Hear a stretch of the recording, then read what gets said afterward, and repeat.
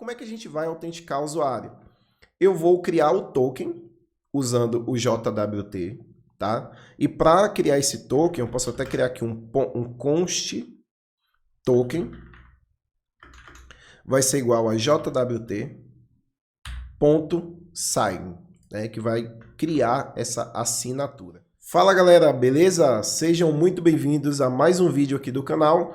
Eu sou Guido Cerqueira e eu trago mais um conteúdo de qualidade, um conteúdo bem bacana para a gente trabalhar no vídeo de hoje. Hoje vamos falar sobre autenticação utilizando o JSON Web Token, ou mais conhecido como JWT. E a gente vai construir um back-end com Node.js, TypeScript, para que a gente consiga fazer o login nesse back-end, a gente consiga manipular ali as informações, gerar o token de autenticação para que a gente deixe algumas rotas privadas aí com esse token, tá bom? Então é mais um conteúdo que eu trago para vocês. E antes de mais nada, se você ainda não é inscrito, se inscreva aqui no canal, deixe o joinha e ative as notificações para que você seja notificado sempre que um vídeo novo for publicado, tá bom? Então antes de mais nada, vou partir já aqui para o VS Code para a gente entender o que é que a gente vai fazer hoje. Eu tenho aqui um projeto já configurado, tá? Eu não vou começar do zero, porque se você ainda não assistiu, eu tenho um vídeo que eu vou deixar um card aqui para você clicar e ir diretamente para esse vídeo quando acabar, tá? Que eu construo uma aplicação do zero aí, configurando o TypeORM, configurando o TypeScript, que são as tecnologias que a gente vai estar utilizando aqui hoje, tá? E eu já deixei esse projetinho bem configurado para que a gente possa partir e dedicar o nosso tempo aqui hoje somente para a autenticação, para fazer o login, que é o intuito desse vídeo, tá bom? Então eu tenho aqui uma API já configurada com o tsconfig aqui, né? Ou seja, o meu TypeScript já está todo configuradinho aqui certinho. Como eu falei, tem um vídeo que eu vou deixar um card aqui para você ser redirecionado para esse vídeo, para você assistir, caso você não tenha assistido ainda, certo? E aqui no package.json, eu já tenho alguns scripts configurados também, que é o script dev, que executa aí o meu projeto, né, em TypeScript com Nodemon, tá? E o tsnode. Temos aí também já os scripts do TypeORM para poder gerar as migrations automaticamente com base nas entidades. Temos aqui o migration run, que é para executar uma migration. Tem o script de build, que é para transformar o meu código TypeScript em código JavaScript. E o script start, que é para iniciar a minha aplicação em produção, né, pegando já o arquivo em JavaScript, certo? As bibliotecas que eu já tenho instalado aqui, como dependência de desenvolvimento, eu tenho a biblioteca do Express, a biblioteca de tipos, né, do Express, os tipos do Node também, o Nodemon, que é o que a gente restarta o nosso servidor aí quando a gente tem alguma alteração em desenvolvimento, tá, para poder executar com o Node. O tsnode, que é o que executa de fato o código TypeScript com o Node.js, e o próprio TypeScript, que eu tenho instalado localmente aqui no meu projeto, que eu costumo sempre deixar ele instalado de forma local, porque eu consigo gerenciar as versões de cada projeto que eu quero trabalhar com TypeScript, certo? Como dependência aí de produção, eu tenho o .env, que é para a gente configurar as nossas variáveis de ambiente, né? Tenho o Express, que é o que a gente está utilizando para poder construir o servidor, para receber requisições, né, HTTP, tá? Para que possa ser acessado através de requisições HTTP. E o Express Async Errors, que eu estou usando aqui um gerenciamento de erro, tá? Que eu também tenho um vídeo aqui no canal, que eu vou deixar um outro card aqui, caso você tenha interesse em ver. Eu mostro como a gente eliminar todos os try-catches da aplicação, apenas fazendo a gestão de erros com o Express, que é bem legal também, tá? Tenho aqui o PG, que é o banco de dados, é o Postgres que a gente vai estar utilizando. Então já baixei aqui a biblioteca do PG. O Reflect Metadata, que é uma biblioteca que o TypeORM pede para que a gente instale e instancie e chame essa biblioteca, né, importe ela lá no nosso arquivo principal.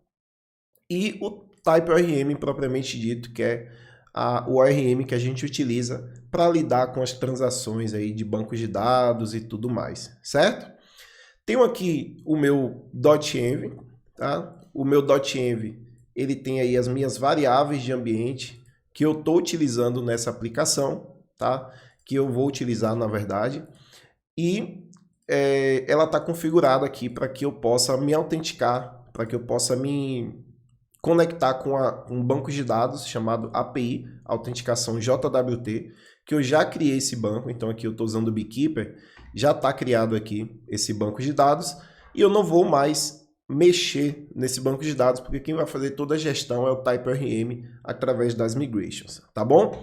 Voltando aqui para o código, eu tenho dentro da minha pasta src o meu arquivo principal, que é o index.ts, tá? Esses erros aqui é porque eu não instalei as bibliotecas ainda. Para corrigir isso, ó, só rodar aqui o npm i, e aí ele vai fazer toda a instalação, e esses erros já vão sumir, tá? Então, ele vai instalar todas as bibliotecas que eu apresentei aqui no package.json. Então, aqui no meu arquivo index.ts, que é o meu arquivo principal aí do sistema, eu tenho dentro do app data source, tá? Esse app data source, ele é o arquivo de conexão com bancos de dados, utilizando o TypeRM, e dentro dele que eu faço a configuração do Express, certo? Então aqui eu tenho a instância do Express, estou passando aqui o middleware para a gente poder configurar aí o tipo de dados que a gente vai trabalhar na nossa aplicação, que é em JSON.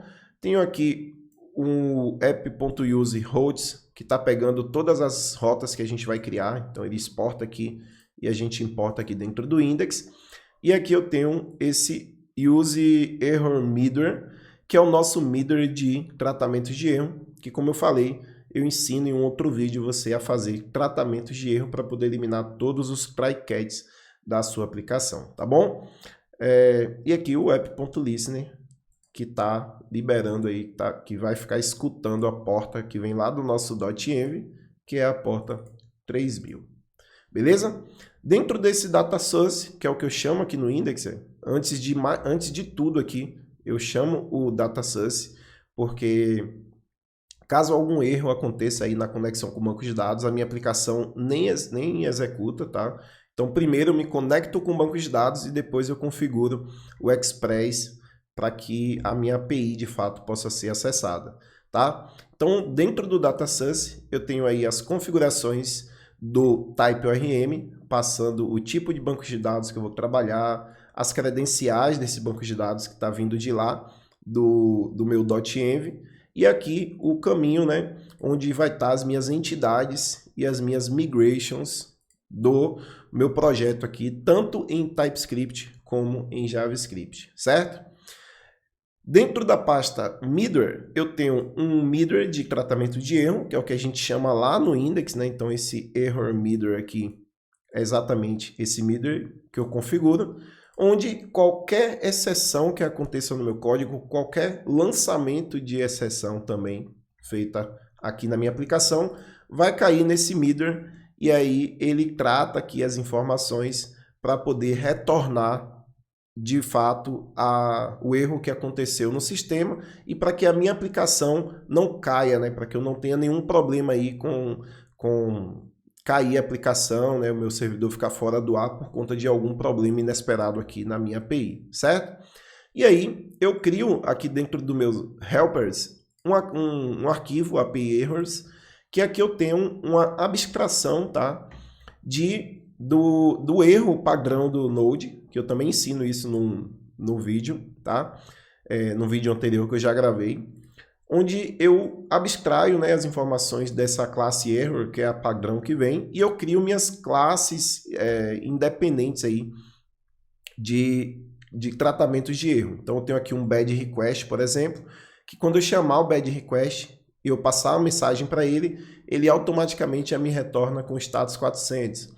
O not found de erro, que já me retorna aí um 404, e o unauthorized de erro, que já me retorna aí com status 401. Basicamente, são esses três status codes que a gente vai utilizar hoje aqui no projeto, beleza?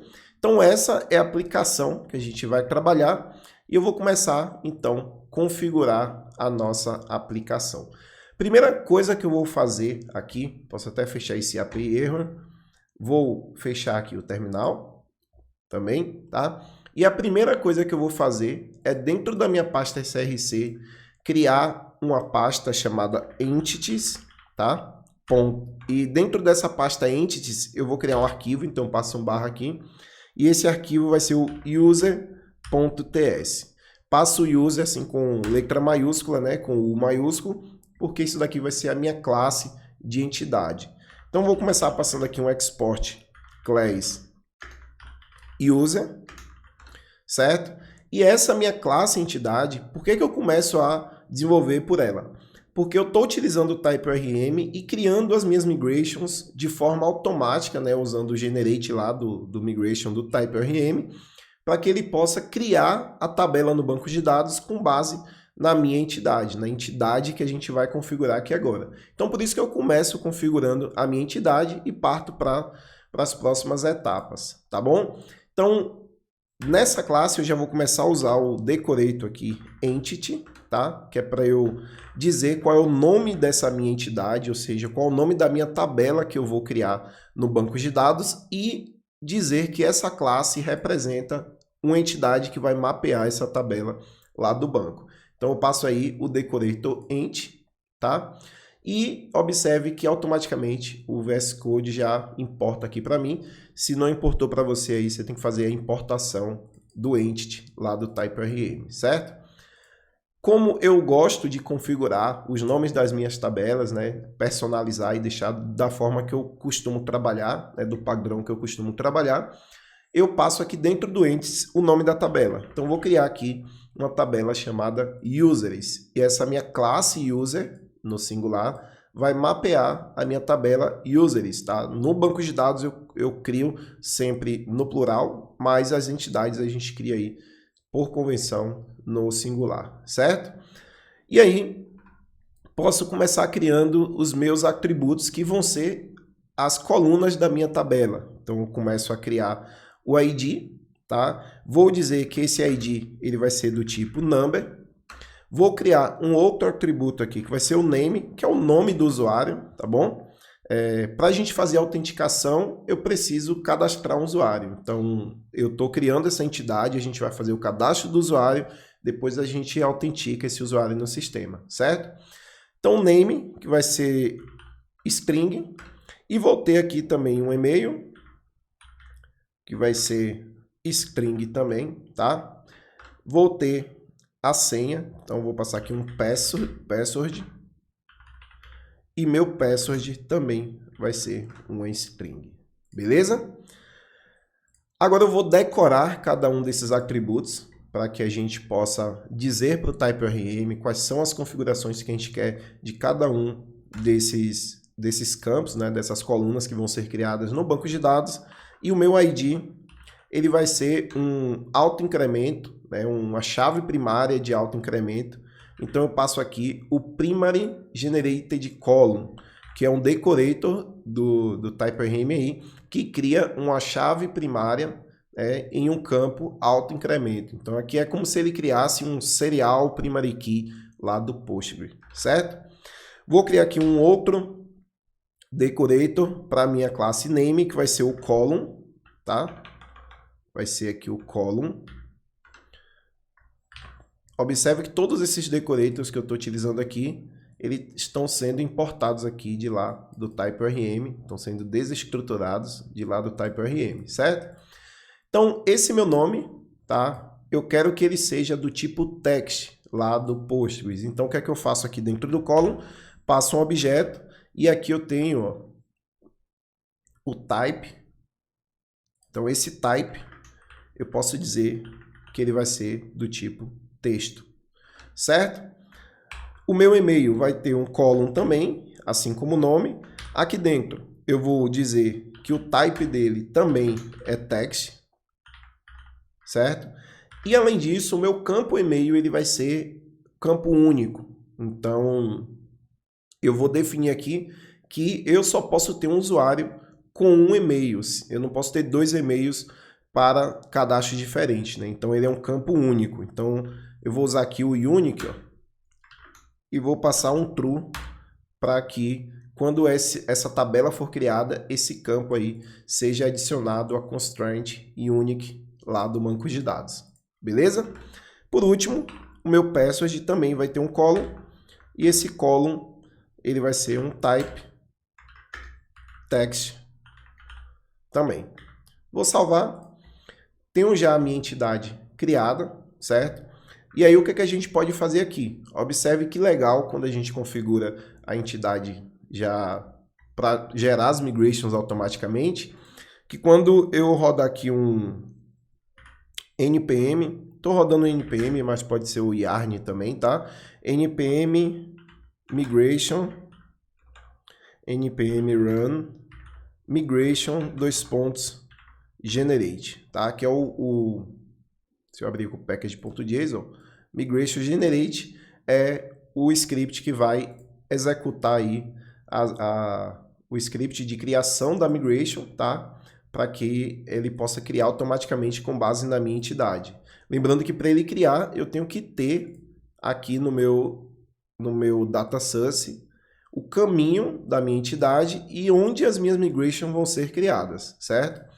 Então, quando eu rodo aqui o npm run migration generate, observe que ele criou uma migration, tá? Eu configurei aqui no package.json para ele criar dentro de uma pasta chamada migrations. Então, observe que a pasta não existia e ela foi criada aqui, tá? E aqui dentro ele criou uma migration para mim, já com o up e o down aí, fazendo todas as personalizações, né? A criação do banco de dados que a gente configurou lá com base nas minhas entidades. Então, observe que eu tenho apenas uma entidade user, que ele criou aqui, então, a tabela users, que eu defini lá no entity do meu user, esse nome aqui, tá? Passando aí os campos, ó, ID, que é do tipo serial, né? O name, e-mail, criando a constraint unique para e-mail aqui também. Então, configura todo o banco de dados automaticamente. E aí que eu já tenho a migration agora, eu posso rodar o npm run migration run, que é para ele executar as minhas migrations, ele rodar as migrations que eu tenho criada. Só tem uma migration, ele vai rodar essa migration lá no banco de dados. Observe que tudo já foi criado no banco de dados aqui. Se eu abrir lá o meu banco de dados, ó, aqui esse API autenticação JWT, que é o que eu configurei lá na minha aplicação, e atualizar, eu já tenho aí a minha tabela users com todos os campos, já que eu configurei na minha entidade, criado aqui, certo? Tem também essa tabela migration, que ele vai gerenciando aí as migrations que já foram executadas, né? A migration ela só é executada apenas uma vez, então por isso que ele registra aqui, para que essa migration não seja executada novamente, certo?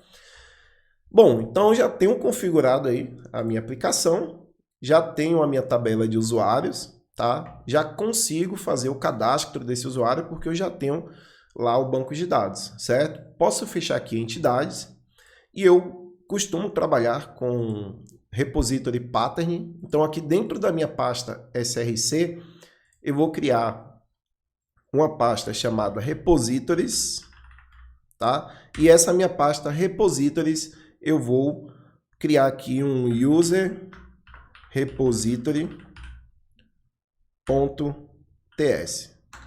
Aqui eu vou criar o meu repository pegando lá do meu data source, que é bem tranquilo de fazer também. Eu mostro tudo isso no vídeo que eu ensino você a construir uma API do zero aí com TypeORM, com TypeScript e tudo mais, certo? Então aqui dentro o que é que eu vou fazer? Vou exportar essa constante. Então eu passo aqui uma export const user repository. Então user repository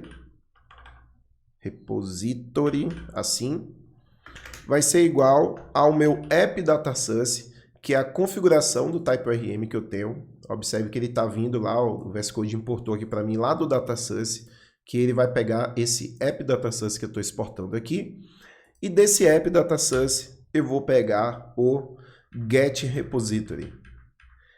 Esse get repository, ele me pede a entidade que eu quero transformar, né, esse repositório, que eu quero criar esse repositório. E aí eu vou passar aqui agora a minha entidade user que eu criei, certo? Somente isso daí, por enquanto, a gente já tem aí um repositório para que a gente possa fazer todas as implementações, todas as operações de banco de dados através da entidade user, beleza? E aí agora vou criar dentro da pasta src, também para o nosso código ficar bem organizado, uma pasta chamada controllers. E dentro dessa pasta controllers, com C minúsculo aqui, né, o nome da pasta, coloco sempre em minúsculo, em caixa em lowercase, tá? Controllers, e dentro de controllers eu vou criar o meu user controller.ts. Passo desse jeito, ó, user com maiúsculo e controller com C maiúsculo, porque isso aqui vai ser uma classe, então eu defino dessa forma. Aqui eu vou passar um export class user controller, beleza? E agora eu vou começar a construir os controladores que vai ser responsável aí por cadastro de usuário, por login de usuário, né? E tudo mais que eu precisar fazer as implementações aí da minha entidade usuário, certo? Primeiro controlador que eu vou criar aqui vai ser a criação do usuário, né? Então, vou passar aqui um async, porque vai ser um controlador assíncrono, tá? E eu vou passar aqui um create, que vai representar o método, né? A função da minha classe userController que cadastra um usuário no sistema. E aqui dentro, eu vou receber o rec e o res. Eu preciso tipar, senão o TypeScript aqui vai reclamar, tá? Vou dizer que esse rec ele vai ser um request de lá do Express, e esse meu res vai ser um response também de lá do Express, ok? E aí agora aqui dentro desse create, eu vou querer receber, quando essa rota for chamada, eu quero que no body dela venha os dados que eu vou cadastrar do usuário. Então eu quero que venha o e-mail, o nome e a senha que a gente vai cadastrar no banco. Então o que é que eu vou fazer aqui? Vou desestruturar de lá do meu rec.body o nome. Então, passar aqui um name, e-mail e password. Esses 3 campos. Eu vou salvar aqui por enquanto, tá? Eu vou abrir o Postman, que é o programa que eu costumo utilizar aí para testar a minha API, né? Para poder mandar as requisições para a minha API.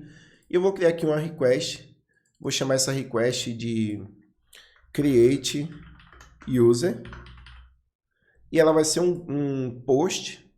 Então eu vou criar lá uma rota que recebe o verbo post para http localhost 3000, que foi a porta que eu vou expor da minha aplicação, né? Que é a porta que eu vou expor. E aqui um /user, que vai ser a rota que vai cadastrar um usuário. Beleza? Vou salvar. Quando eu mandar essa rota /user, eu tenho que mandar no body também os dados do usuário. Então, eu clico aqui em body e eu quero mandar, né? Clico em how e aqui eu quero mandar como JSON o seguinte. O name, então eu passo aqui um name, que eu vou passar aqui um Guido Cerqueira, tá? Vou passar aqui também um e-mail, que eu vou mandar aqui um guido@email.com e vou passar aqui um password. Esse password ele vai ser 123 ABC, tá? Vai ser a senha que eu quero cadastrar para Guido. E aí vou voltar lá na minha aplicação, aqui no meu VS Code, né? Eu preciso receber todos os campos, não vou fazer validação a fundo desses dados que vêm, mas você pode utilizar aí várias bibliotecas para poder tratar, ver se de fato essas informações foram enviadas ou não, tá? Mas eu vou garantir que o nome, o e-mail e o password vai ser passado, ele vai chegar até aqui, nesse meu controlador de criação de usuário, tá? Bom, o que é que eu vou fazer aqui agora? Já que eu já tenho o nome, e-mail e password, a primeira coisa que eu devo fazer é verificar se existe esse e-mail cadastrado no banco de dados. E por que eu tenho que verificar? Porque o meu e-mail é um campo único. Então, se eu não verificar, ele vai me retornar um erro de banco de dados aí, porque vai dizer que violou a constraint, né? Então, o que é que eu faço aqui? Eu vou verificar, então vou passar aqui um const user exist, tá? Vai ser igual a, eu vou pegar o meu repository de usuário, então pegar aqui um user repository, lá do repositório que eu criei, então ele importa aqui para mim, ó, de dentro de repository, o user repository. Isso daqui vai ser uma promise, então tenho que aguardar, tá? Então, await user repository ponto find one. Então, eu uso o find one. Posso até usar o find one by, que ele já traz aí para eu passar uma condição where, né? E aqui dentro do find one by, eu vou dizer que eu quero verificar se existe algum registro com o e-mail informado. Beleza? Então eu não preciso passar aqui e-mail, e-mail, porque o nome do campo que eu quero consultar é o mesmo nome da constante que eu estou criando aqui. Então o JavaScript, né, já faz essa conversão para a gente, eu só preciso passar aqui uma vez, ok? Então se existir, né, observe que se existir esse user exist que eu criei, né, se existir, eu vou retornar um erro, que vai ser um erro 400, dizer que eu estou tentando cadastrar um usuário que já tem um e-mail cadastrado. Então passa aqui um throw, isso aqui é porque eu estou lançando uma exceção para poder fazer o tratamento lá naquele middleware de erro que eu apresentei no início, tá? Throw new status 400, ele é um bad request, então eu já tenho uma abstração do meu bad request, então vou chamar aqui um bad request erro de dentro do meu helpers, né, aqui dentro, esse bad request erro, que ele vai passar o status 400 e eu só preciso passar a mensagem para ele. Então, qual é a mensagem que eu vou passar aqui? E-mail já existe.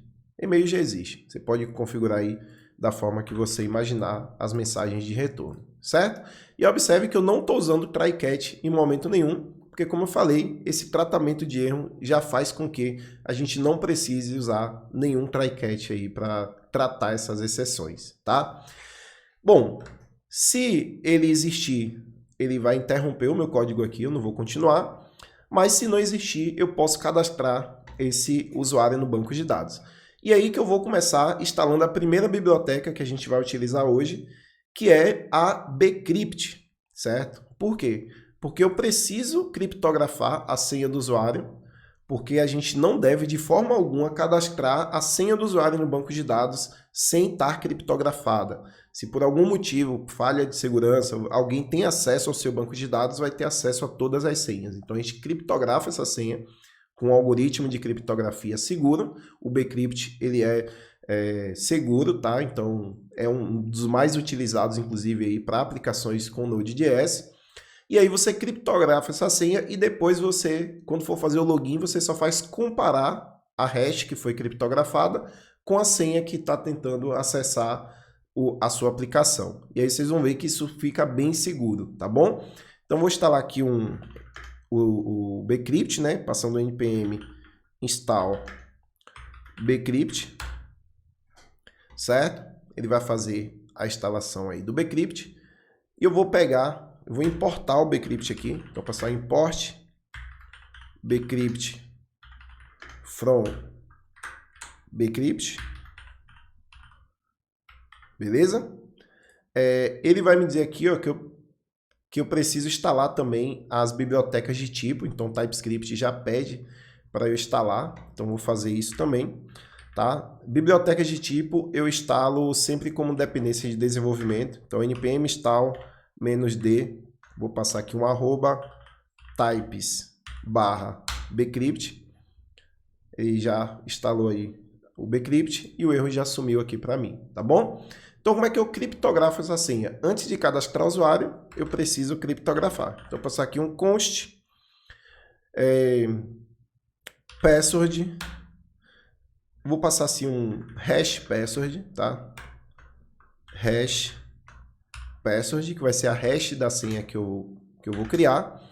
E aí eu vou pegar do bcrypt, então passo aqui um bcrypt ponto hash beleza? Esse hash, se eu passar o mouse, ele é uma promise, então eu tenho que passar aqui o await para ele aguardar. E o que que eu passo para dentro desse hash? Eu tenho que passar primeiro qual é a senha que eu quero criptografar, certo? E o salt. O salt, por padrão, a gente utiliza aí 10. Não use mais do que 10, porque isso pode deixar a sua aplicação muito lenta, tá? Use entre 8 e 10. O 10 é o suficiente. E o salt significa a quantidade, o nível de processamento que o computador vai ter para poder criptografar essa senha e deixar ela mais segura. Então 10 é o suficiente, tá bom? Então aqui dentro do hash eu vou passar a senha que eu quero criptografar, que é o meu password que eu estou recebendo lá do Bari, e o salt eu vou passar aqui o 10. E aí eu já vou ter o meu hash password, e agora a gente pode cadastrar esse usuário no banco de dados. Então, vou passar aqui um const new user, const new user, tá? Que vai ser um novo usuário que eu vou cadastrar.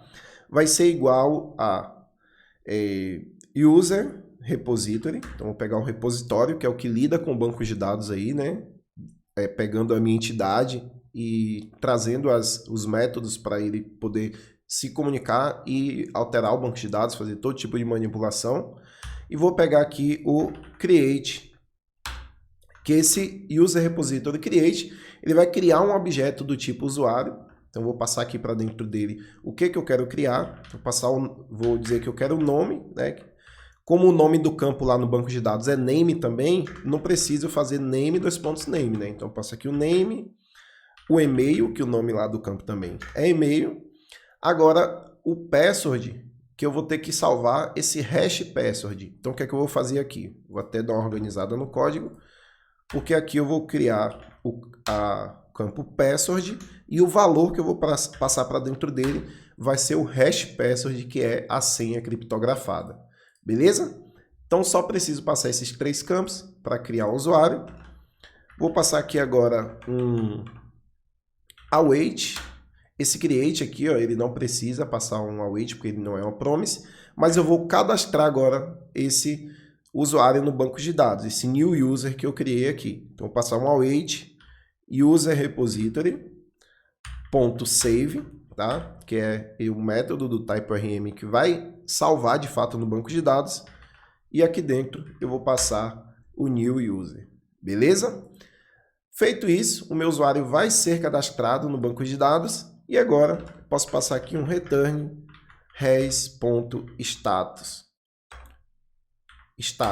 Esse status que eu vou passar aqui vai ser o 201, que é um created, beleza? E aí eu vou passar um ponto JSON retornando todos os dados do usuário que eu cadastrei, que no caso é esse new user. Inclusive, ele já vai retornar o ID do usuário cadastrado. Só que eu costumo, né, tirar o campo password de dentro do objeto que eu retorno, porque não faz sentido a gente retornar a hash da senha que foi criada no banco de dados, até por questão de segurança aí, tá? Então, como é que eu vou fazer aqui, ó? Const user, né? Ou até melhor, vou desestruturar do meu new user. Vou tirar a senha, então vou passar aqui, ó, vou pegar um password e vou tirar todo o restante e colocar aqui dentro de uma constante chamada user. E por que ele está dando esse erro aqui? Porque eu já tenho uma constante aqui em cima chamada password. Então vou renomear essa constante aqui, tá? Para um underline. Mas eu preciso passar o password porque ele é o nome do campo que eu tenho aqui dentro de new user. Então eu desestruturo esse password e todo o restante eu jogo dentro de uma constante user, que vai ser aí o ID, o nome e o e-mail do usuário. Beleza?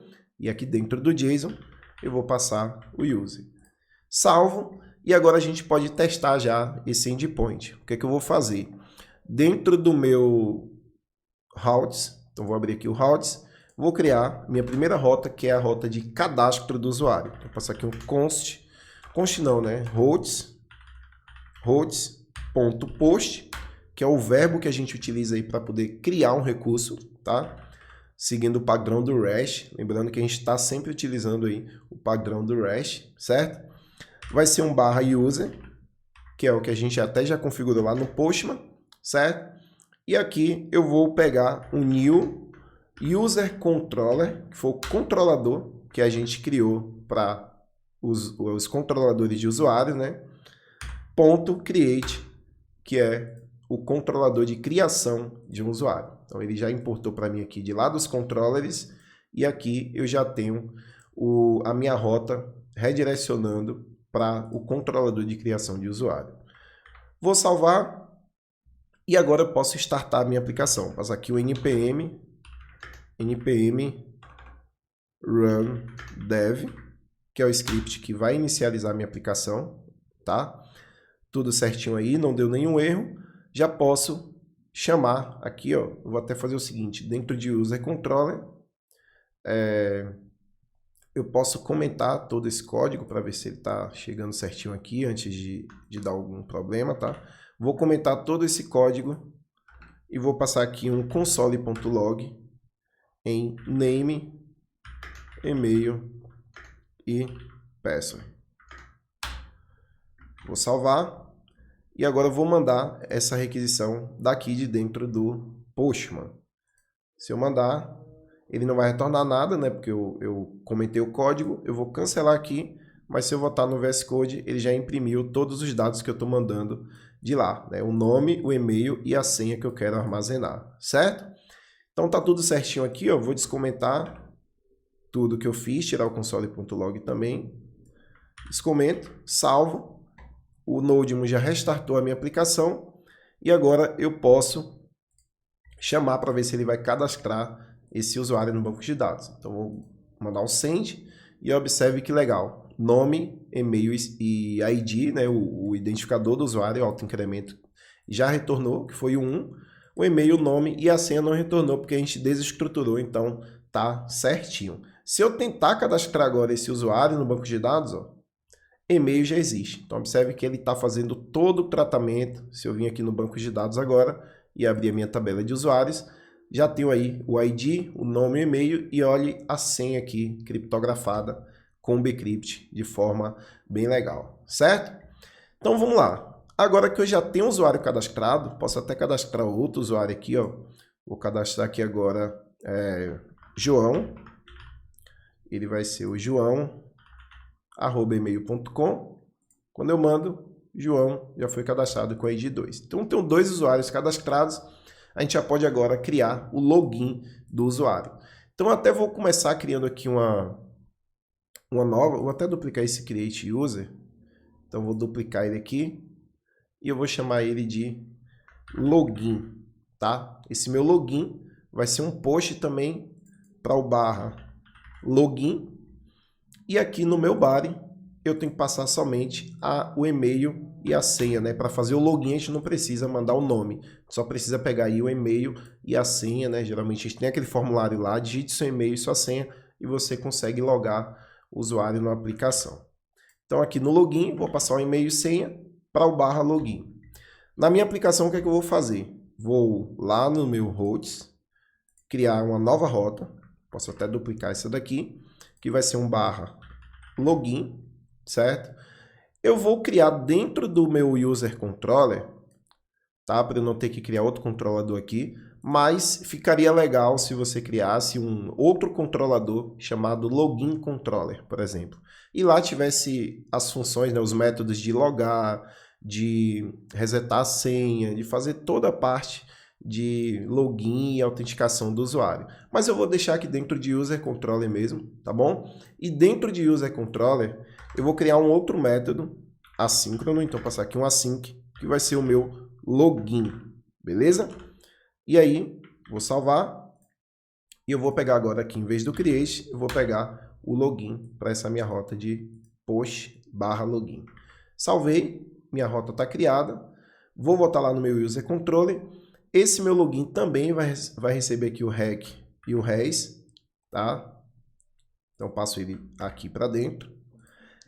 E eu também vou pegar lá do body algumas informações. Então vou desestruturar de rec.body, rec.body, o e-mail e a senha. Então o e-mail e o password.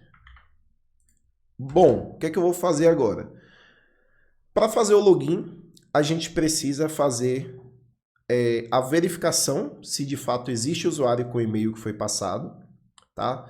A gente precisa verificar se caso esse usuário existir com e-mail, se a senha que ele está passando corresponde com a senha que está armazenada no banco de dados. A gente vai fazer isso aí com o Bcrypt, tá? E se tudo estiver certo, né? Se o e-mail estiver correto e se a senha para aquele e-mail também estiver correta, aí a gente tem que autenticar o usuário no banco de dados. E como é que a gente autentica um usuário no banco de dados? A gente precisa criar um token de autenticação, que é como se fosse uma autorização, uma assinatura que comprova que aquele usuário, de fato, tem permissão para se autenticar. E aí a gente gera isso usando o JWT. Então, eu vou voltar aqui logo para o código, tá? E aí eu vou até... Posso deixar o meu servidor funcionando aqui, ó, e vou abrir uma nova aba do terminal e vou instalar aqui o JWT, que é o que a gente vai utilizar para gerar esse token. Então, eu vou passar o npm install e aqui eu vou instalar o JSON Web Token, que é o JWT. Você tem que digitar JSON Web Token, que é o nome da biblioteca. Ele fez aí a instalação para mim. E aí agora a gente já pode importar ele aqui dentro também. Então, vou importar aqui um JWT de lá do meu JSON Web Token. Tá mais uma vez o TypeScript aqui, ó, dizendo que eu preciso instalar, caso exista aí, a biblioteca de tipo do JWT. Então, o que é que eu vou fazer? Eu tenho aqui, ó, install -d types, @types /JSON Web Token. Ele vai instalar aí a biblioteca de tipos. Isso é bem legal porque o TypeScript ele vai pedir para que você instale essas bibliotecas, porque isso te auxilia no desenvolvimento, tá? Então, é bem importante que você faça a instalação. E aí eu já tenho o JWT importado aqui. O que é que eu vou fazer agora lá no meu login? Primeiro, verificar se o e-mail está correto. Eu até já fiz isso aqui em cima, né? User exist. Então, eu vou verificar se esse usuário existe com o e-mail. Posso copiar aqui e vou colar aqui embaixo.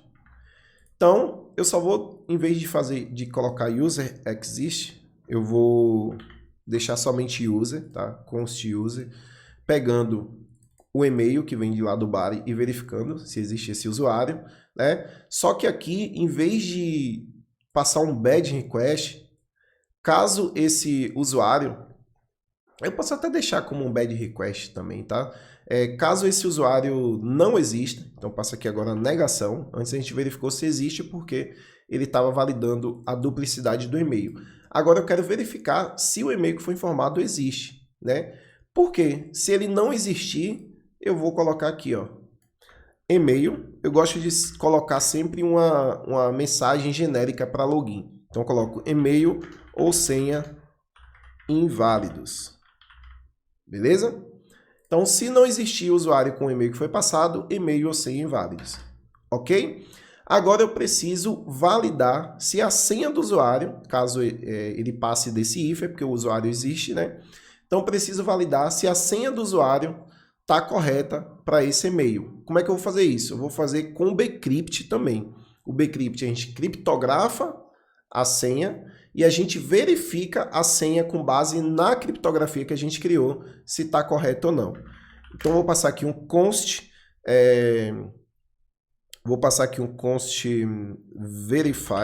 verify password, ou verify pass, para ficar mais curto aí, tá? Que vem de pass. E aqui eu vou passar um await, e eu vou pegar o Bcrypt também. Então, await Bcrypt, tá? E aqui o Bcrypt eu vou usar o método compare. O compare ele vai comparar a senha com a hash. Simplesmente isso. Então, vou usar aqui o método compare, certo? E aqui eu tenho que passar o data, né? Ou seja, que é a senha que eu quero comparar. E o segundo argumento que eu vou mandar para o compare vai ser a minha hash. Então, vamos lá. Compare vai ser o password, que está vindo lá do body, né, que está mandando do body aqui, e a senha vai ser a senha criptografada, eu já tenho aqui dentro de user, né? Então eu passo aqui um user.password, que vai ser a minha hash que está lá no banco de dados armazenada. Se isso aqui der certo, ele vai retornar um booleano. Ele vai retornar um verdadeiro, caso esteja correto, ou um falso, caso a senha não corresponda aí ao que foi passado. Então, o que é que eu vou verificar? Se, né, a senha não estiver correta, então se esse... Vou passar aqui um verify pass. Então, se negação de verify pass, ou seja, se a senha não estiver correta, ele vai mandar a mesma mensagem que eu tenho aqui em cima. Então, por isso que eu gosto de mandar genérico aí, porque tanto para o e-mail quanto para a senha, e-mail ou senha inválidos, certo? Verifiquei o e-mail, verifiquei a senha. Se tiver tudo correto, agora eu preciso autenticar o usuário. Como é que a gente vai autenticar o usuário? Eu vou criar o token usando o JWT, tá? E para criar esse token, eu posso até criar aqui um const token, vai ser igual a jwt.sign, né, que vai criar essa assinatura. E o que é que a gente vai passar para dentro desse sign? O que é o JWT? Se eu abrir aqui o meu navegador e abrir JSON Web Token, observe que ele vai ter esse site aqui, ó, jwt.io, certo? Esse aqui é o site oficial do JSON Web Token, e observe que ele gera aí um token, e dentro desse token a gente pode armazenar várias informações, beleza? Dentro desse token a gente tem um payload, que payload é exatamente as informações que a gente armazena dentro do token. Como exemplo aqui, ó, esse payload, que é somente essa parte lilás aqui, está armazenando aqui um sub, um name, né, e um IAT. Esse IAT ele é gerado automaticamente aí, que é o tempo de expiração do token. Então isso é importante também. Você pode definir um token para que ele expire depois de um tempo, certo? Para que aí o usuário tenha que fazer um novo login. Às vezes quando você está usando uma aplicação e você fecha a aba do navegador, ou você leva um tempo, né, sem acessar aquela página, você tem que fazer o login novamente. Isso porque o token expirou. Então você tem que gerar um novo token para o usuário. E aí você precisa, para você passar, aqui tem até as formas que você utiliza o JWT, mas se eu voltar aqui no meu código e passar o mouse em cima de sign, a gente precisa passar algumas informações. Então a primeira informação que eu preciso passar aqui é o payload, ou seja, as informações que eu quero armazenar dentro desse token. A segunda informação que eu passo aqui é um secret, né, ou um private key, uma chave privada. Esse secret é uma senha, você pode definir a senha que você quiser aí, só que é essa senha que vai criar uma autenticação para esse token. Essa senha vai dizer assim, ó, esse token é um token válido. E aí, com essa senha, você consegue validar um token que já foi gerado. Então, depois que você gerar esse token, você consegue utilizar a mesma senha que você usou para criar ele, para assinar ele, você consegue utilizar para validar se esse token é um token válido, certo?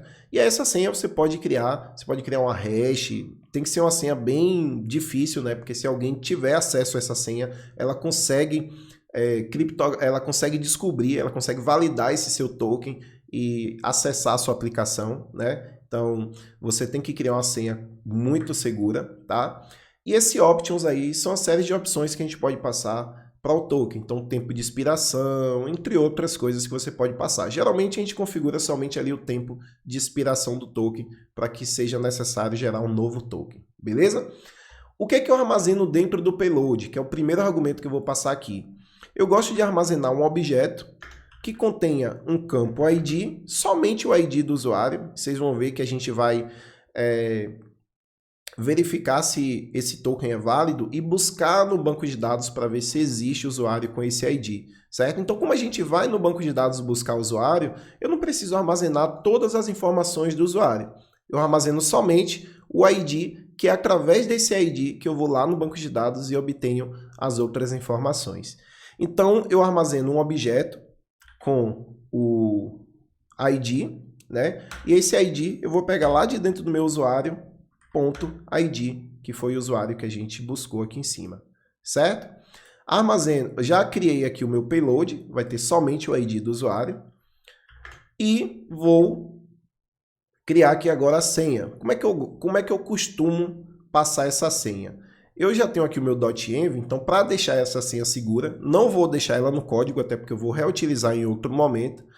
E eu vou criar aqui, né, uma outra variável de ambiente que vai ser o jwt_pass,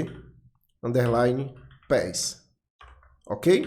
E esse meu jwt_pass, eu não vou criar uma hash aqui, mas é seguro você criar uma hash, difícil aí de ser criado. Posso até pegar aqui ó, no banco de dados, tá? Pegar um trecho de pegar esse trecho todo aqui, ó. Pegar esse trecho aqui completo. Vai ser só para exemplo mesmo, né? Mas você cria uma hash segura aí, tá? E esse vai ser a minha senha para poder autenticar, para poder assinar um token. Então vou salvar e aqui a senha eu vou pegar do process.env.jwt_pass para que ele passe essa senha aqui. E por fim, eu vou passar que ele está ele está dizendo aqui que esse process.env pode não existir, por isso ele pode retornar um nulo. Então eu vou dizer que vai ser um process.env.jwt_pass. Se ele vir nulo, aí eu vou passar aqui uma string vazia, só para ele parar esse erro aqui. Mas sempre vai existir esse jwt_pass, certo? E por fim eu vou passar aqui as opções desse token. Quais vão ser as opções desse token? Eu vou configurar aqui somente o prazo de expiração. Então eu passo aqui um expiryIn, tá?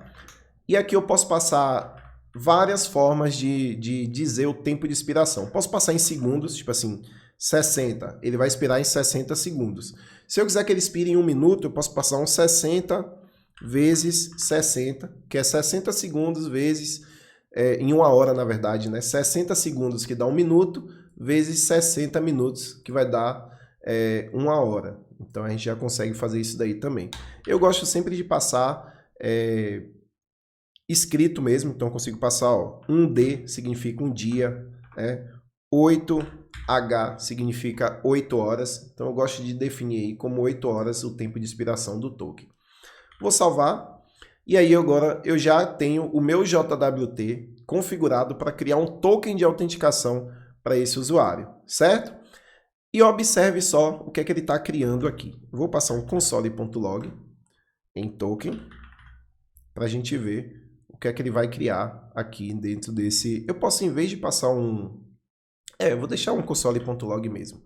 Vou salvar, vou lá no meu Postman agora e vou mandar esse login. Observe que eu estou passando o e-mail e a senha correta. Eu vou até passar a senha incorreta aqui para ver, ó. 123AB, e-mail ou senha inválida. Vou passar a senha correta, 123ABC, mas vou passar um e-mail errado.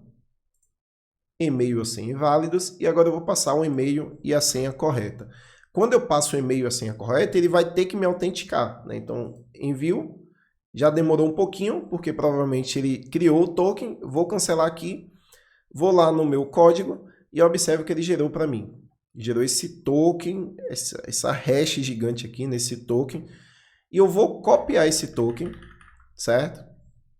Vou lá no site do JWT, isso aqui é bem legal, e vou substituir por esse token que eu tenho aqui. Isso aqui a gente consegue observar o que tem dentro de um token. Vou colar o meu token agora. Quando eu colo o meu token, observe o que ele traz para mim. Ele traz, além do IAT e o EXP, EXP é o tempo de expiração do token que a gente configurou, né? Então essas duas propriedades aqui, elas são geradas automaticamente, IAT e EXP.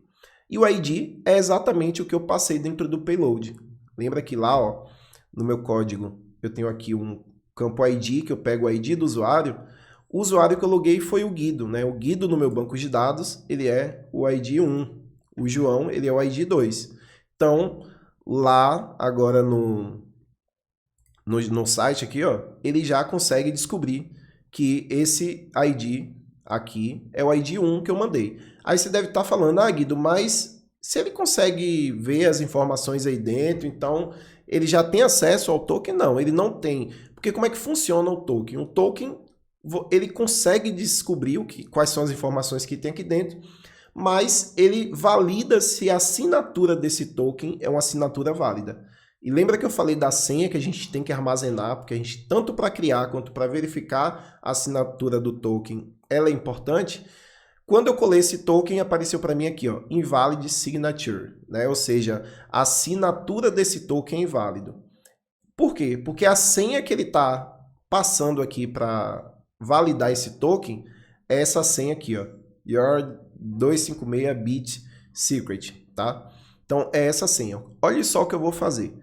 Vou lá na minha aplicação, no meu .env, e vou copiar a senha que eu usei para criar esse token. Vou copiar aqui, vou voltar aqui no Chrome e vou colar agora a senha que eu criei. Quando eu colo a senha, automaticamente ele já fala assim, ó, assinatura verificada. Esse token agora é um token válido.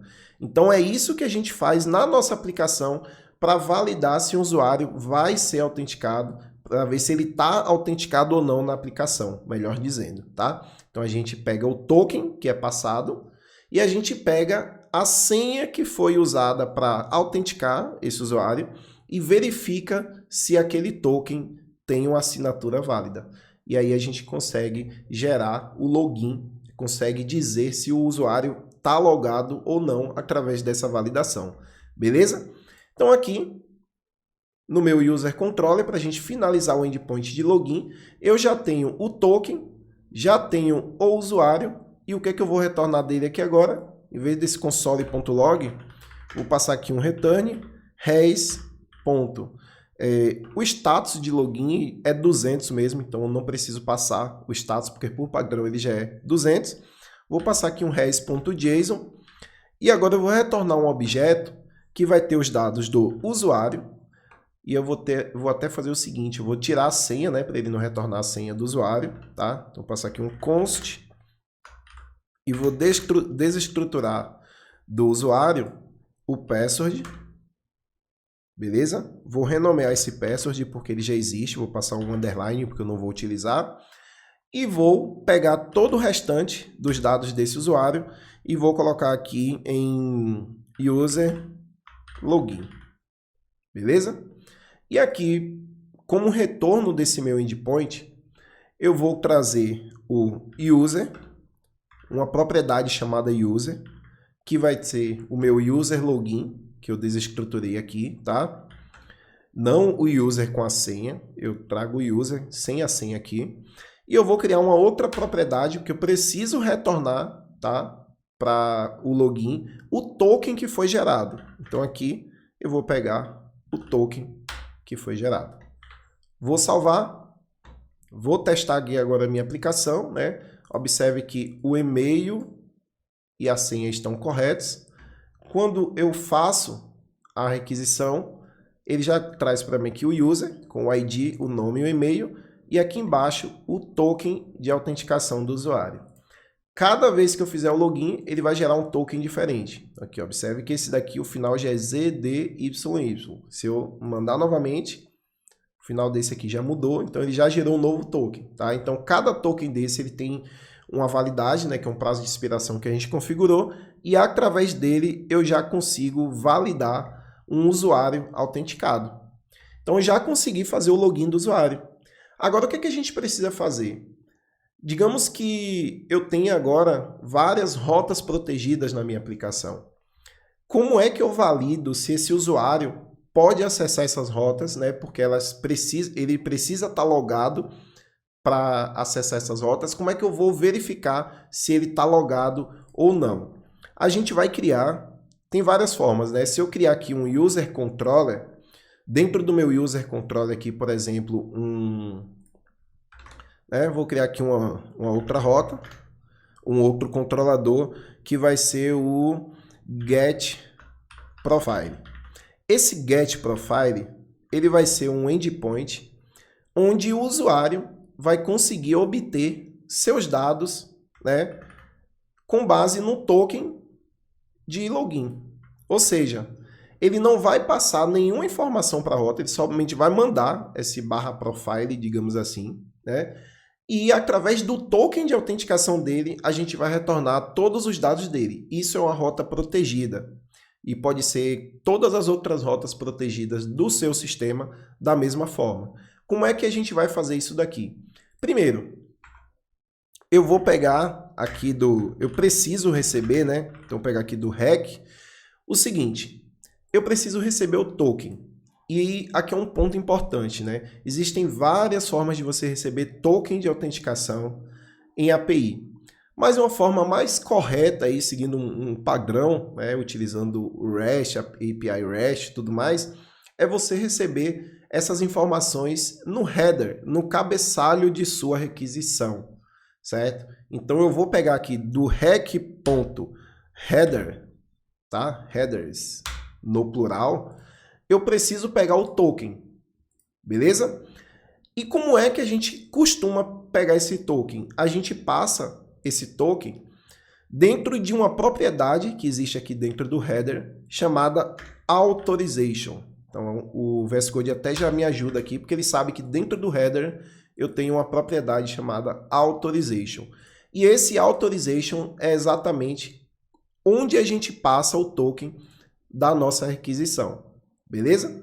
E aí aqui agora eu vou só passar um console.log em authorization para vocês verem como é que isso chega aqui na minha API, certo? Vou lá no meu Postman e vou criar aqui agora, vou até duplicar, não preciso duplicar, vou criar uma nova request aqui. Então, esse meu request vai ser um get profile, que vai ser um get mesmo, tá? Para localhost 2.3000 /user, porque ele vai pegar os dados, ou pode ser um /profile, tá? Para ficar mais coerente aí, certo?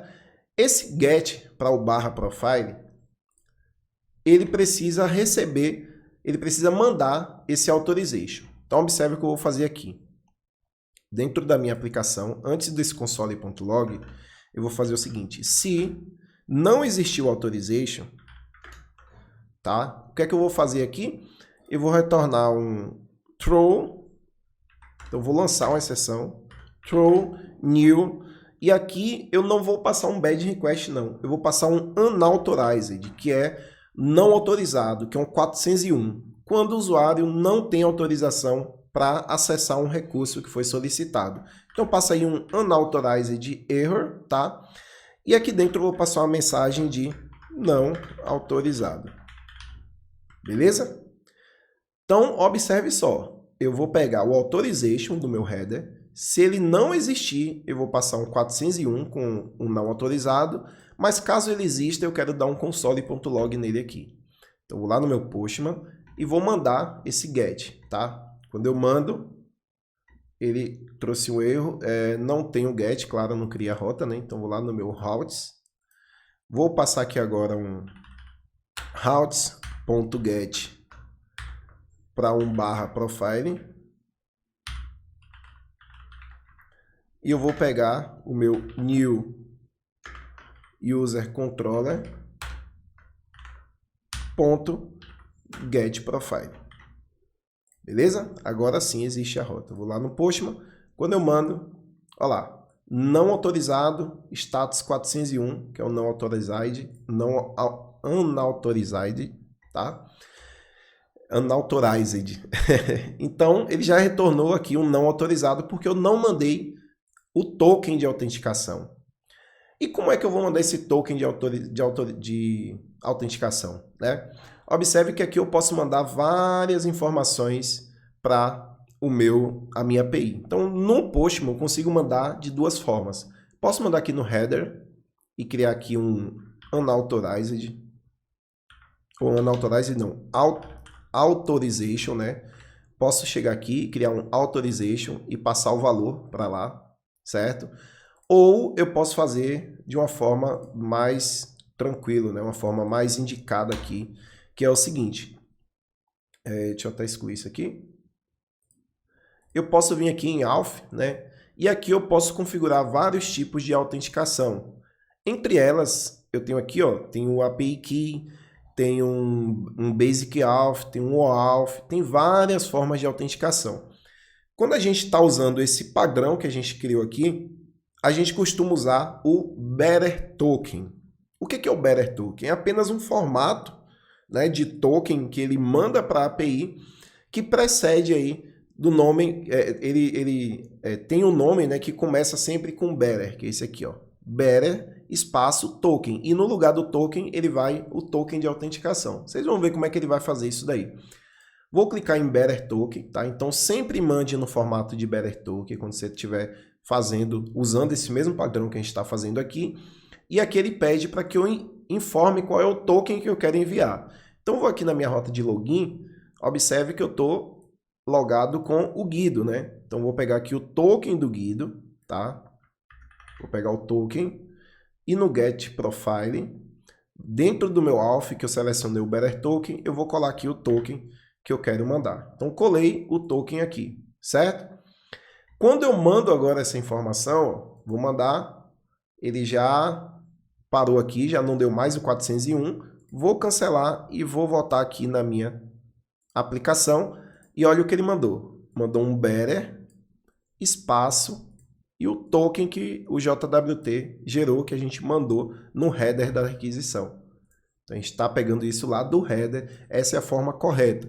Muitas aplicações que eu vejo por aí, esse token é mandado no body da requisição, então isso não é legal, não é uma boa prática. É interessante que ele seja mandado dentro de um header, tá?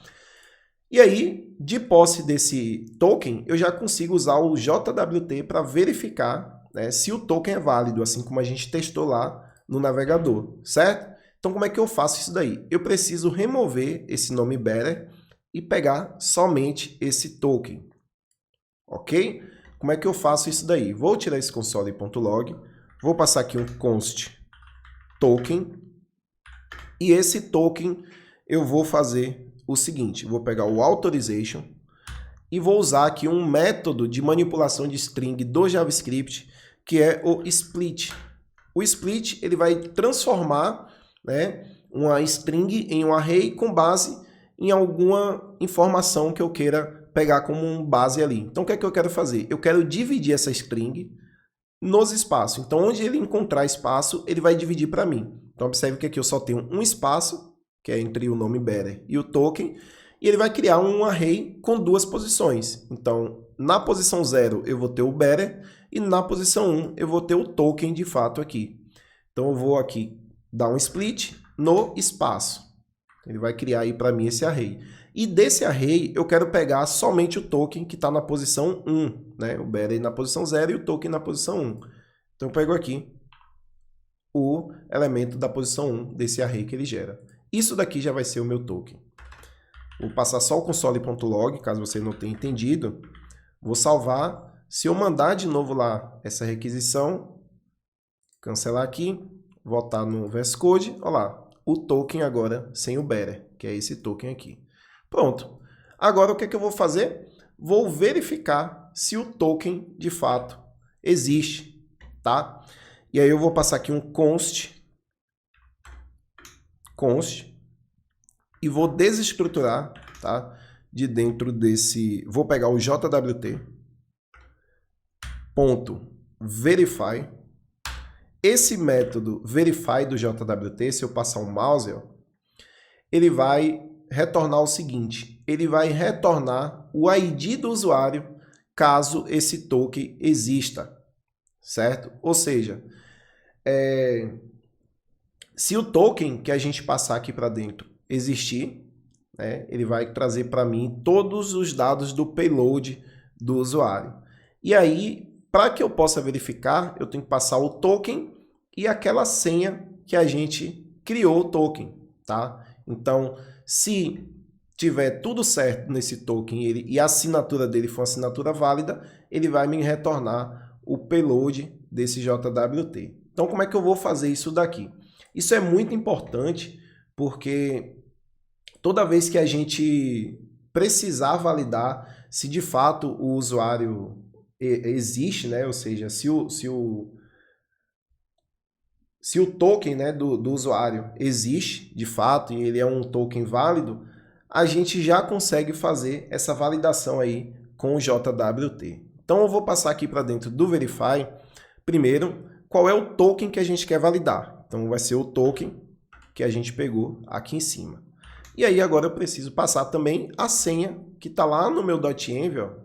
Vou passar exatamente como eu passei aqui para criar o token, eu vou passar aqui para verificar também. Beleza? Só preciso passar essas duas informações. E aí, se eu observar nesse JWT, ele vai retornar para mim aí o payload, né? Observe aqui, ele retorna o JWT payload, tá? E aí eu vou pegar de dentro desse payload um ID.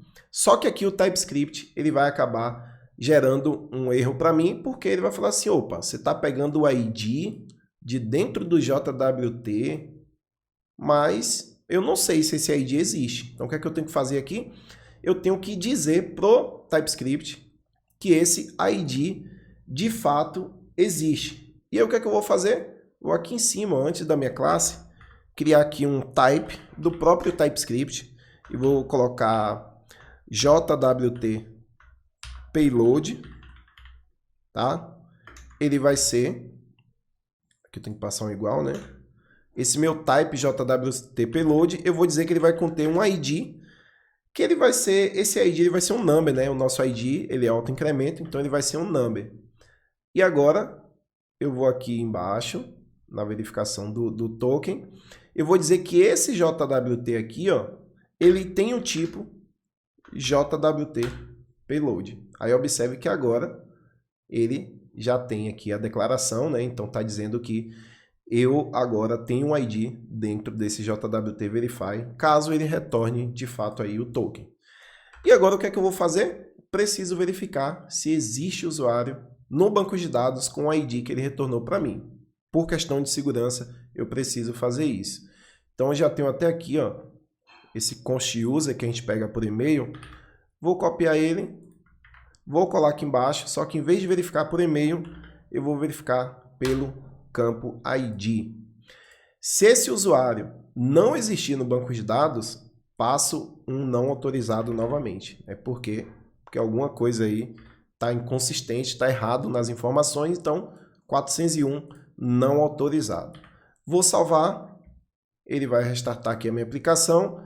Se eu vim aqui agora no meu Postman, passar um token, observe que ele começa com EY no final. Vou tirar esse EY e tentar mandar a requisição, ele já não deixa passar, ele já me retorna um erro interno do servidor, porque alguém tentou burlar o sistema, né, e passou um token que não existe. Então ele já passa aqui um erro 500, porque de fato isso não pode ser permissível. Vou botar o EI aqui do token, esse é um token válido do Guido. Vou botar na minha aplicação, se o usuário existir, eu vou retornar os dados desse usuário. Então, só para não retornar a senha, eu vou até fazer aquela desestruturação que eu fiz aqui, tá? Vou passar esse const aqui, pegando os dados do usuário sem a senha, chamando como user login. Posso até passar aqui, posso passar até um logged user, né? Ou seja, usuário logado. E vou dar um return em res.json, porque o status é 200, tá? E aqui eu passo um logged user. Vou salvar. E aí aqui agora no Postman, quando eu mando, observe que eu estou mandando um get para o /profile com o bearer token no header da requisição, passando o token do Guido. Quando eu mando as informações, opa, ele já logou aqui, então já trouxe para mim os dados que eu quero, sem passar nenhuma informação, somente o token, ele já trouxe todos os dados do usuário logado. Se eu logar com o João, ele vai fazer a mesma coisa. Eu posso até testar aqui, ó. Vou passar o joão@email.com, a senha é a mesma. Olha lá, logou com o João, que é o ID 2. Vou pegar o token do João. E agora eu quero obter os dados do perfil do João, somente passando o token. Formato bearer token. em token aqui, eu vou colar o token do João. Quando eu mando essas informações, somente com o token, ele já traz aí os dados do João. Então, a gente já tem aí também a verificação do usuário logado utilizando o JWT. E para finalizar, eu vou melhorar esse código aqui da seguinte forma. Imagine que, eu vou até fechar o terminal por enquanto, tá? A minha aplicação continua rodando. Mas imagine que eu tenha 50 endpoints na minha aplicação, onde são rotas protegidas, ou seja, que eu precise em cada um desses endpoints validar se o usuário está logado ou não. Eu teria que fazer tudo isso daqui, ó, tudo isso daqui, exatamente tudo isso, para cada uma dessas rotas. E aí a gente entra no ponto de reutilização de código. Imagine que eu tivesse que copiar e colar ou reescrever todo esse código em todos esses endpoints. Não é legal, né? E uma forma da gente resolver isso é criando um middleware de autenticação. Então aqui dentro de middleware eu vou criar um novo arquivo que vai ser um auth, vou criar assim, né, auth de autenticação, middleware.ts. Beleza? Vou até copiar esse auth middleware aqui. E eu vou exportar, então passa aqui um export const auth middleware, que vai ser igual a um middleware, uma função que vai ser um middleware, tá? E uma função de middleware, a gente, aqui é um formato de arrow function, então passar a setinha. E esse vai ser um middleware onde ele vai receber aqui o rec, que é a minha requisição, o res, que é a minha response, né, que é a minha resposta, e o next, que é o next function, que vai dizer, depois que quando a gente passa o next function, ele autoriza esse middleware a executar a próxima tarefa, né, a próxima chamada aí, a próxima função. E aí eu preciso tipar todas esses parâmetros dessa função, né? O rec, a gente já sabe que é o request lá do Express, então ele já importa aqui. O res é o response do Express também. E o next é um next function também do Express. Então, next function aqui também, ok? E aí o que é que eu vou fazer dentro desse middleware? É exatamente o que eu fiz aqui dentro desse controller. Posso pegar tudo isso daqui, ó, authorization, que vem do meu header. Se lá eu tenho um rec, eu consigo acessar o cabeçalho, né? Então, pego o authorization, verifico aqui. Caso ele mande o token, eu já faço o split para poder pegar o token sem o bearer. Já valido o JWT, busco para ver se esse usuário existe no banco de dados. Se não existir, já retorno um não autorizado. Desestruturo a senha para retornar somente os dados do usuário sem a senha. E só não vou copiar esse return res.json logged user, porque a gente precisa usar o next no lugar do res.json, né? Então vou recortar tudo isso daqui e observe que coisa muito interessante que a gente vai fazer aqui agora. Dentro do meu auth middleware, vou colar todo esse código. Claro, eu preciso importar aqui as classes, né? Então esse unauthorized erro, vou pegar lá do meu helpers, do API error. Agora eu preciso esse JWT payload aqui também, que eu criei aqui em cima. Eu vou levar para lá. Vou colar aqui antes da minha função. O JWT, preciso importar ele lá também. Então, vou pegar aqui a importação do JWT. Pegando aqui. E agora esse user repository que a gente também precisa importar. Então, vou pegar aqui o user repository e vou jogar aqui também. Vou até jogar aqui para cima. O user repository, tá? E agora já não tenho mais nenhum erro, certo? Então aqui no meu user controller, esse unauthorized erro não vou utilizar mais. Ele tem um erro aqui embaixo porque esse log de user não existe mais.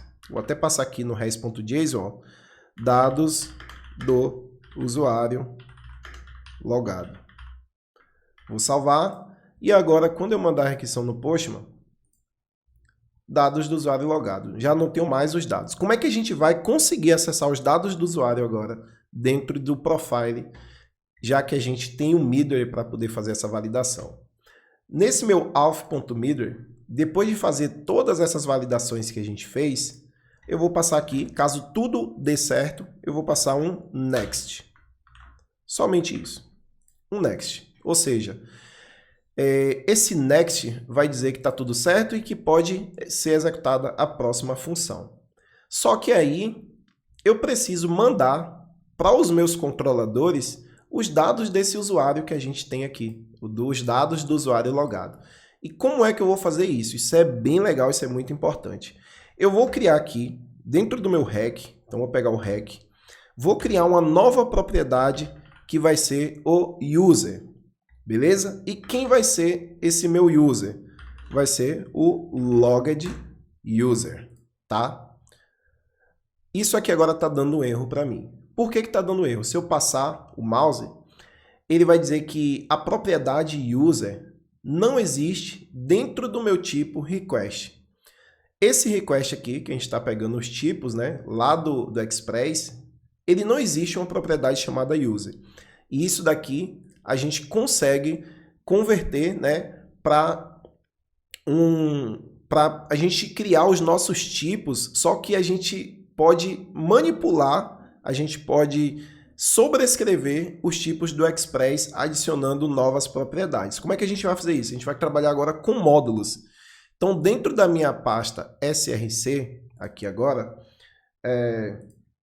eu vou criar o seguinte, eu vou criar, isso aqui é um padrão do TypeScript, tá? Se eu abrir aqui o tsconfig, deixa eu ver se já está configurado, não está configurado. Então, o que é que eu vou fazer aqui? Ó? Dentro da minha pasta src, se a gente abrir a pasta Node Modules e pegar qualquer biblioteca aqui, deixa eu pegar o Express, por exemplo. Express. Se eu abrir o Express, dentro de lib, o Express não tem. Deixa eu ver se outra biblioteca que tem. Também não tem. .env. Deixa eu ver se o .env tem. .env aqui. Lib.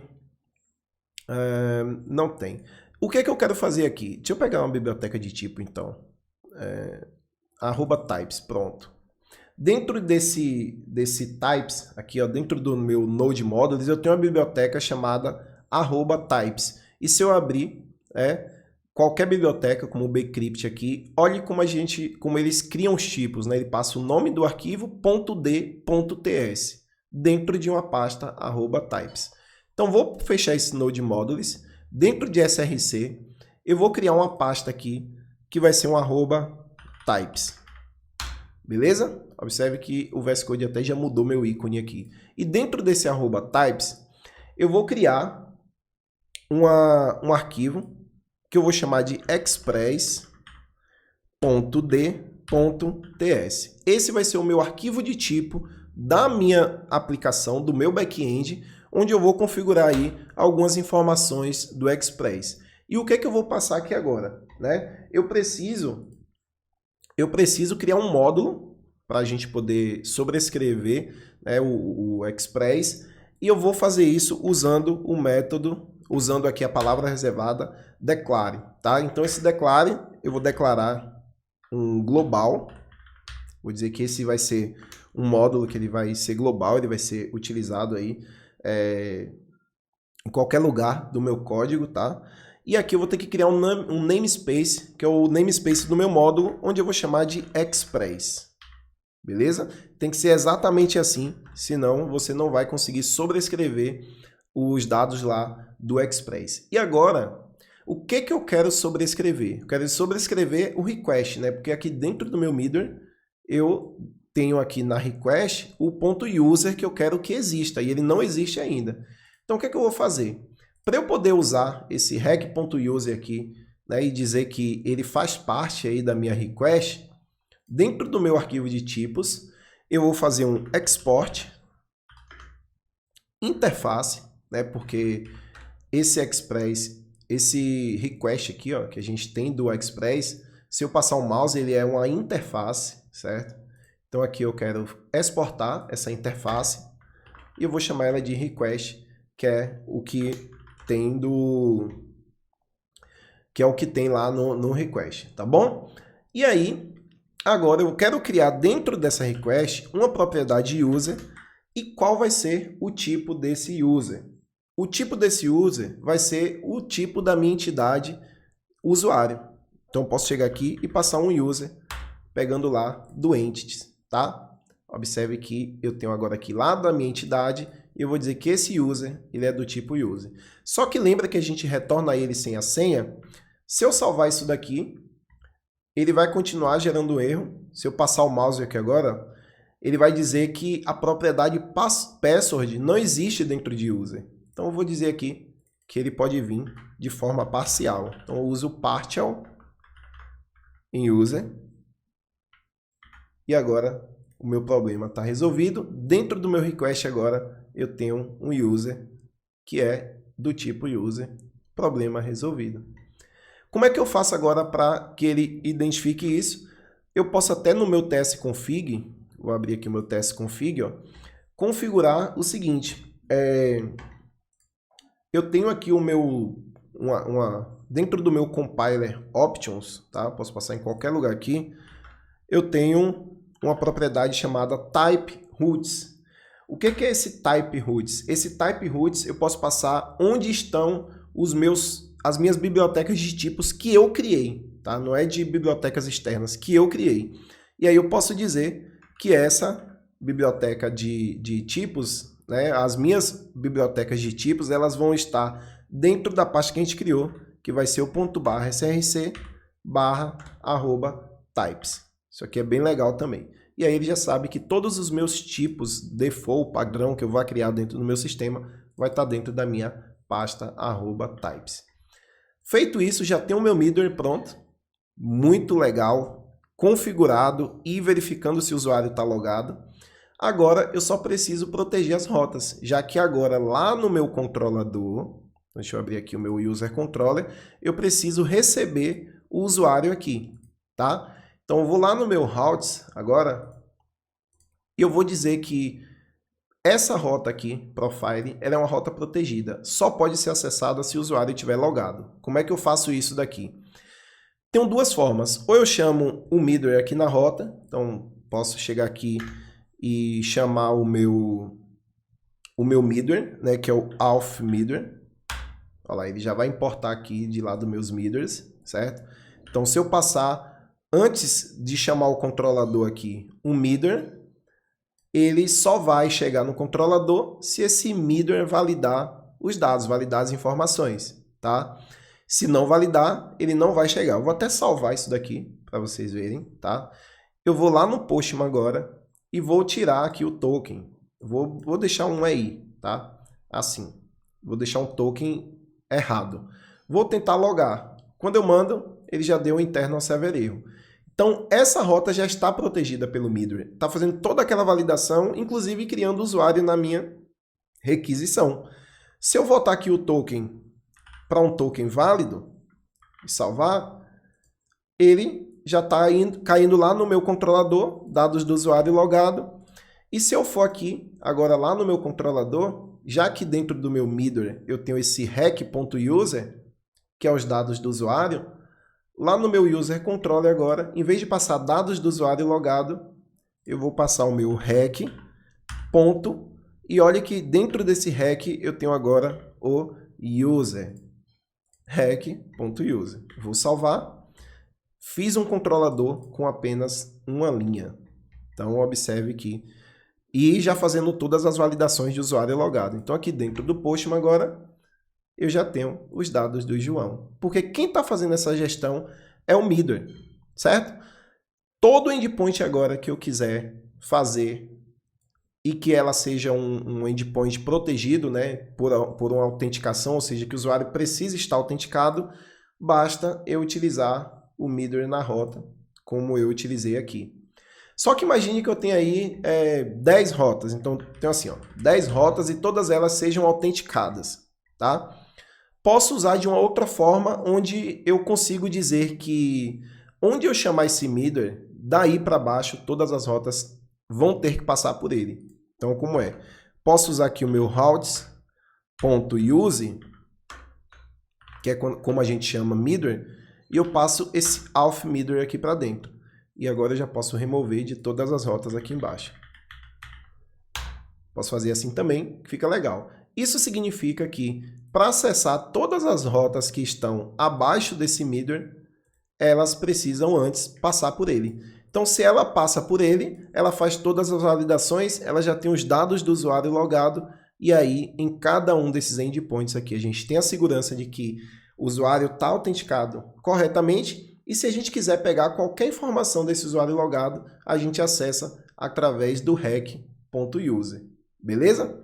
Então, tá aí mais uma aplicação, mais um projeto bem estruturado, um projeto bem bacana, onde você consegue construir uma aplicação com login, com autenticação utilizando o JWT, criptografando a senha com o Bcrypt, fazendo todas as validações e utilizando boas práticas para você deixar o seu código escalável, beleza? Então o vídeo de hoje foi esse. Não se esqueça de se inscrever aqui no canal, de deixar o joinha e ativar as notificações, né? Para que quando um novo vídeo for lançado, você seja notificado, você seja notificada sobre este vídeo. Valeu? Então até mais e a gente se vê em breve no próximo vídeo.